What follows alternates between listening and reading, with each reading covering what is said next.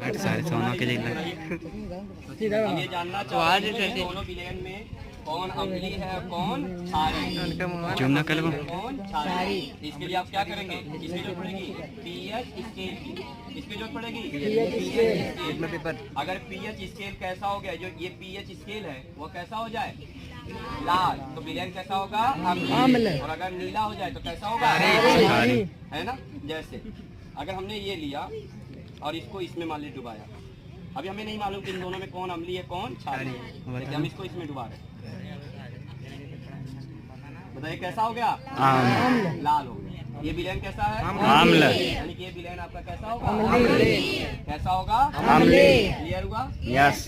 दूसरा देखिए, अगर हमने ये लिया दूसरा और इसको इसमें डुबाया, ये कैसा हो गया? क्षारी। कैसा हो गया? इसका मतलब ये विलेन कैसा है? पहचान हो गया। यानी इन दोनों में कौन अम्ली है कौन क्षारी, ये पता लग जाएगा किससे?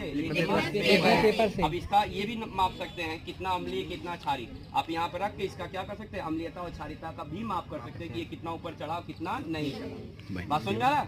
तो ये देखिए थोड़ा सा चढ़ रहा, ज्यादा नहीं चढ़ रहा। लगभग देखिए, अगर ये नींबू का अगर हम देखें तो नींबू का अगर आप रखिए लगभग 2 पॉइंट समथिंग और लगभग 2 के आसपास, इसका मतलब इसकी अम्लीयता लगभग कितना हो जाएगा? 2 पॉइंट समथिंग होगा। बात समझ आ रहा है? 2 पॉइंट समथिंग होगा इसकी अम्लीयता।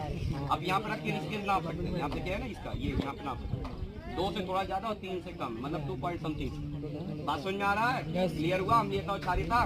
तो ये बताइए कैसा था? नीला हुआ तो ये कैसा हो गया? क्षारी। ये लाल हो गया तो कैसा हो गया? अम्ली। क्लियर है? Yes sir. सारे पॉइंट को लिख लेंगे। तो उद्देश्य में लिखना होगा। देखिए क्या क्या पॉइंट है। पहला आप